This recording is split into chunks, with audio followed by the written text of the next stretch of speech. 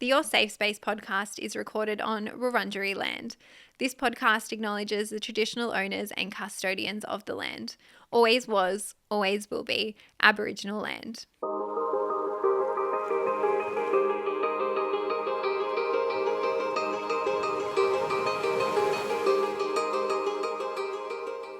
Welcome to Your Safe Space, the podcast. I'm your host, Adele Marie, and this podcast is here for you. It is a safe space for us to catch up each week to discuss anything and everything. And on today's show, we are doing an Ask Me Anything on air. Happy Friday, guys. It's an AMA, one of my favorite types of episodes to give you guys. These are our short, sharp, juicy ones. And it's a Friday, which means we've made it through another week. Congratulations. Pat yourself on the back. The weekend is here. And I hope that we have some self-care time scheduled. I hope that we have some downtime scheduled. I'm not too sure what I'm doing this weekend at the time of recording, but hopefully I've got some downtime. I've come off the back of a couple busy weekends. Now, if you happen to be new here, if you're clicking on this episode for the very first time, thank you so much. It's so nice to have you here. But this episode is a weekly one. It comes out every Friday where I take questions that you guys ask me, and you ask me usually on a Monday night on my Instagram. We do an AMA every week. I freaking love it. And I give you my hot take. Now, it goes without saying this podcast is not a replacement for professional mental health help. And if you do need that, please check the show notes. But yeah, we usually do 3 to 4 questions, and we're going to get right into it. Question number 1 is a juicy one. My current partner shares his dog with his ex. What are your thoughts? And when I saw this question, I had many thoughts, guys. And I usually come on here and I say to you, I want to be balanced. I want to be nuanced. I want to give you both sides. I want to be logical. But I have many thoughts on this. Now, I am a dog mum myself. I've never owned a dog with a partner. Franklin, my little baby, shout out to him. He is my dog 100% over and over. And I don't think I could ever share custody of him with an ex or with a future partner. Like, it would be very clear for me if I go into a relationship. And even when I went into my last, even when I was living with one of my exes, when we went into that relationship, it was very clear from the get-go that he is my dog. And if anything were to happen to us, he would be coming with me. As for this, I don't know. I think in my mind, when I break up with a partner, I'm very much like the line is drawn. The line is fucking drawn. There's no communication. I'm a fan of no contact. I will say my only exception to this is if you work with an ex for whatever reason, or if you have kids with an ex. But I think dogs are different. I don't think that dogs and kids are in the same category. I think obviously if an ex still has custody and shares custody of their kids with their ex-partner, then that is a completely different ballgame, and I think that's totally fine. But I think with a dog, you can draw that line in the sand, and to me it feels like maybe a little bit of an excuse from maybe it's like your partner's ex to stay connected to your ex, or maybe your partner does really love the dog. I don't fucking know, but to me, I think once it's done for good. And being a dog mum, I also think, is that good for the dog? Is that good for the dog to be pulled back and forth between different houses or different locations? I know, being a dog mum, that they love routine. Dogs are creatures of habits. They like the same repeated actions day in, day out. I can tell you Franklin's schedule off the top of my head.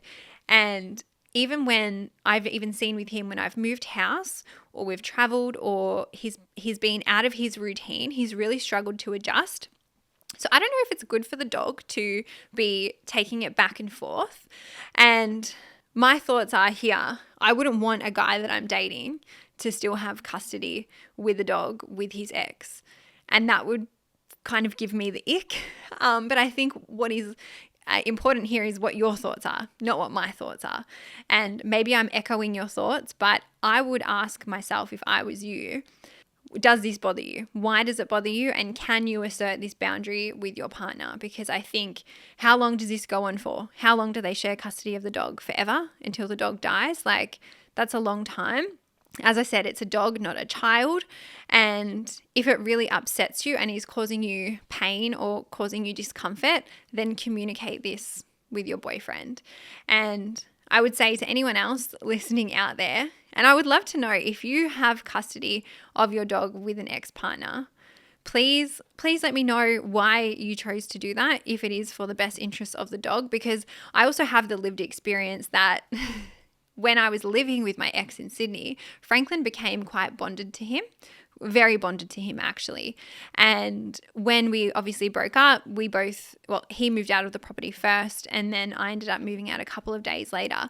Franklin was back to normal and fine without him after about 3 or 4 days. I definitely think he could feel the absence. And I'm going to say dogs, yes, I fully think they can understand. I fully think they get what's going on. But I think what they notice is just a change in the routine or an absence of like the energy. And so he adjusted and he's fine now. I don't even know. And maybe if he crossed that ex in the street, would he be so excited? I don't know. We haven't seen him since, but I think the dog would get over it. I know I'm probably pissing some people off with this, but I have a pretty firm take on it. Cut it out, cut the ties, start fresh, move forward. Please let me know what your thoughts are. If you are dating and single, would you date somebody that shares custody of a dog with their ex? If you share custody of a dog with your ex, come in the group. Tell me why. Tell me why. We can have some discourse on it. I know that I'm usually more balanced and I'm sorry that I'm not, but yeah, I just can't see the appeal here. The other thing I quickly want to finish on before we get to the next question is, if you are going into a relationship or moving in with somebody, or you're about to buy a dog with somebody, have the discussion saying, if this doesn't go to plan, who gets custody of the dog? Because I do think that needs to be outlined before you get into a relationship. But good luck to this listener. I hope that I maybe validated you and maybe made you feel a little bit better, or maybe you're a little bit more mature than me and you're fine with it and you just wanted to know what I thought. But come and chat about it with us in the Facebook group. Question number 2, how do I know when it's time to tell him that I love him? I'm feeling super conflicted. And I want to do a bigger episode on this, so I will add it into the polls because I think this topic is jam-packed.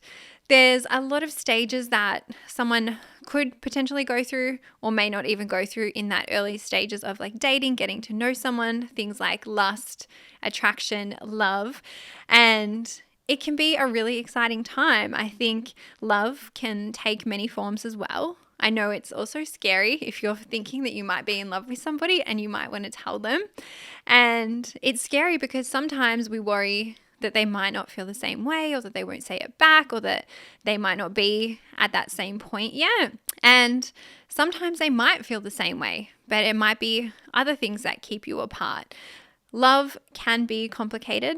Love can feel different for everybody, and love doesn't always look the same. Obviously, we're talking about romantic love in this setting, but we also have like platonic love and things like that.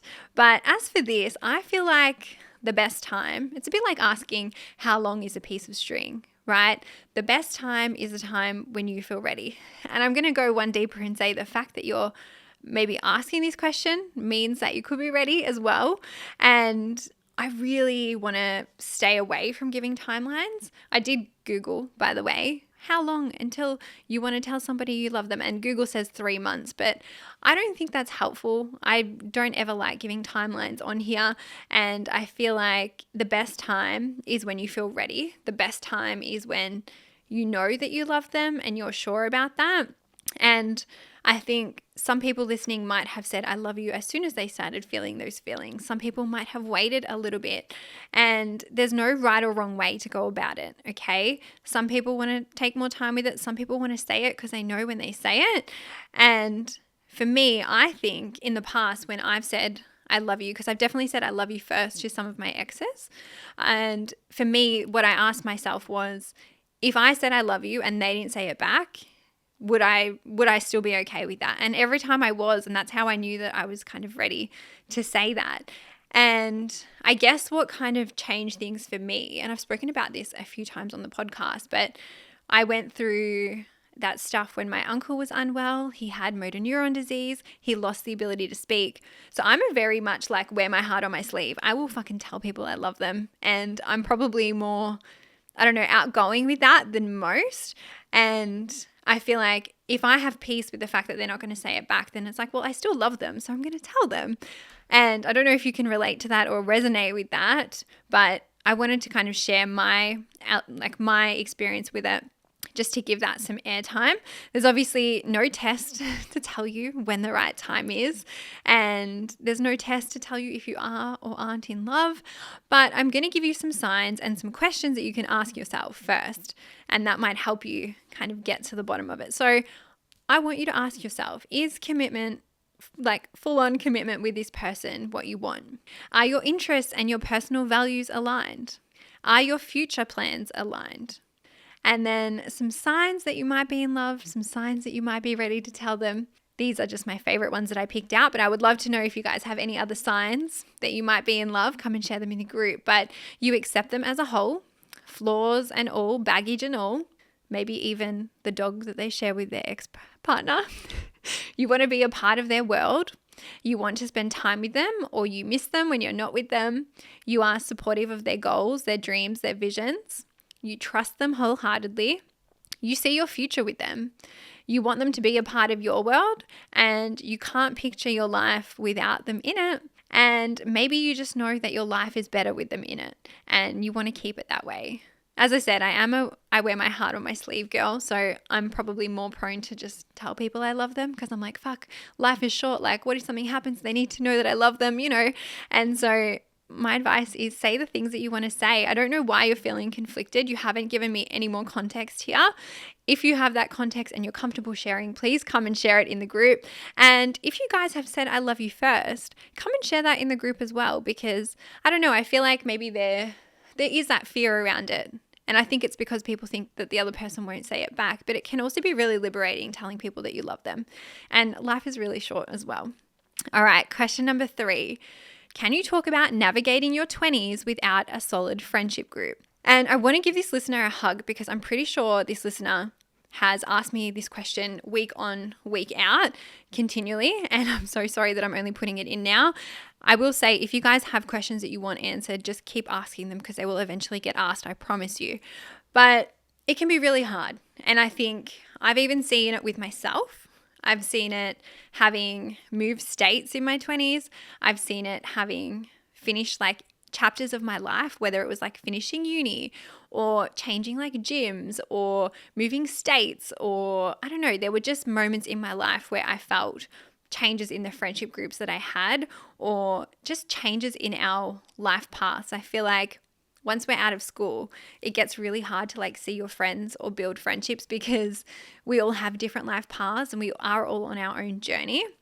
And it can be really difficult to navigate. Now, I think there's another element to it where we have social media now where you can see things like Friendsmas or Galentine's Day or these big friendship groups that I look at and I even think to myself, wow, like I don't have that. I can count my closest friends on like my hand, and I'm a big believer in quality over quantity.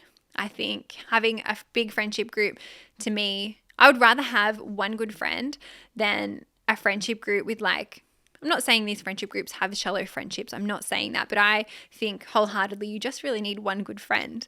And if you have one friend, that can be a friendship group, and that can be enough. And it is important, obviously, to have connection and human interaction and friendship in your life. It doesn't matter whether you're in your teens, your 20s, or your 30s. It is really important. And I think if you can try to have that need met with just one friend, then take that pressure off you. There may be some unrealistic expectations that exist, especially in our 20s while we're trying to navigate that time. But if this is something that you want to work on, it is also something that you can work on. Now, I'm pretty sure I have an episode on making friends as an adult. I think it might be episode 4.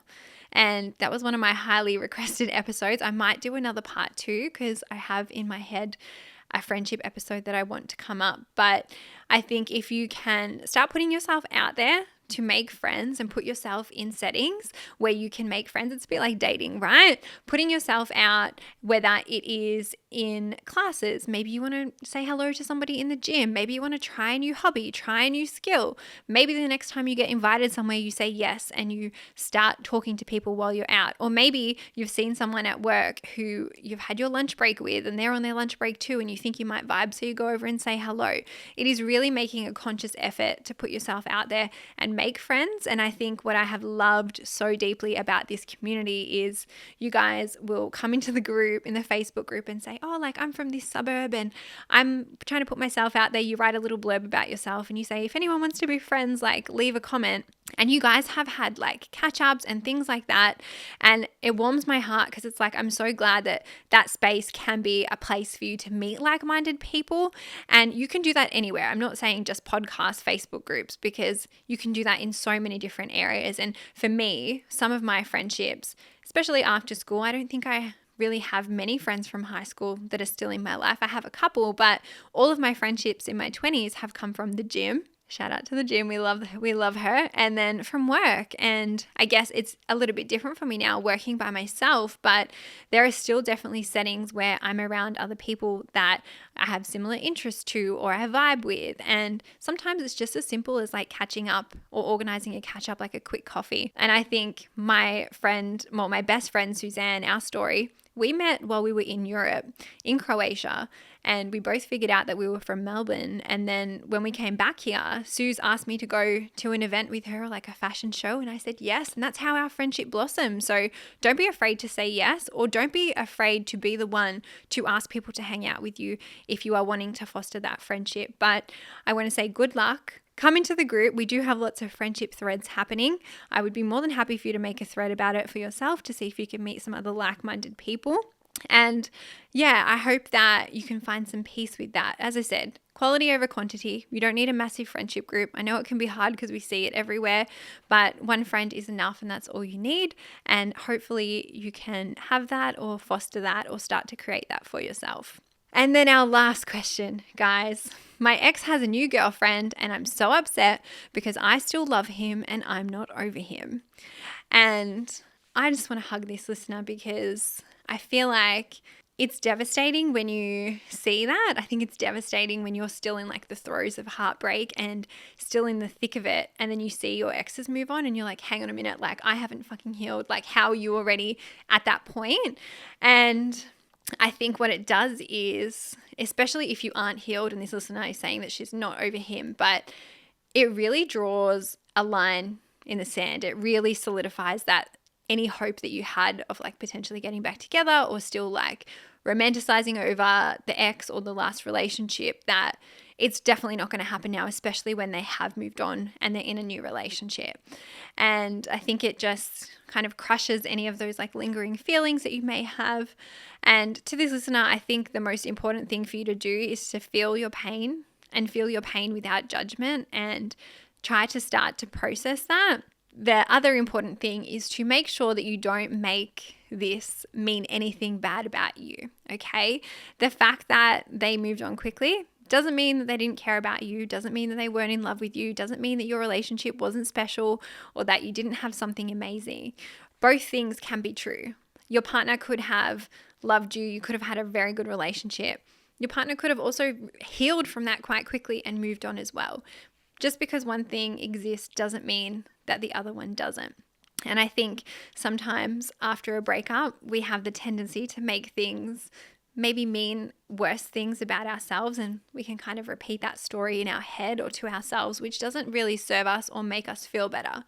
And so I want you to let yourself feel what you feel. And I want you to be mindful of the story that you're telling yourself. And if you are telling yourself those things, try to change it. Try to tell yourself that they've just moved on and they've found happiness again. And what we had was still good and still beautiful and still lovely. Now it's my time to heal and my time to move forward. The other thing I want to say is to make sure that you are not judging yourself for still caring. And I know sometimes, especially going through a breakup, your feelings are heightened. Everything is kind of intense and like a roller coaster. But let yourself feel whatever you feel. Maybe it's jealousy. Maybe it's anger. Maybe it's confusion. Maybe it's pain. Let it exist. Don't judge yourself for it. Be compassionate. Be kind. Give yourself the time to heal and start to process it. And I think it goes without saying, but I do believe that you shouldn't act on these feelings. And I would say don't reach out. Don't stalk. I know the urge is real, and we've spoken about urges, I think many times on this podcast. Do something else instead of fighting that urge, or instead of acting on that urge or acting on that instinct, do something else to change that. Whether it's calling your friend, going for a walk, putting on music, trying to self-soothe in a way that feels good for you. And that will help you start that letting go process and help you start that healing process. And I know it might not feel like a positive right now, but just hear me out. A breakup is mostly about acceptance and accepting the situation, okay? And the pain that we feel in breakups is our resistance to accepting the situation.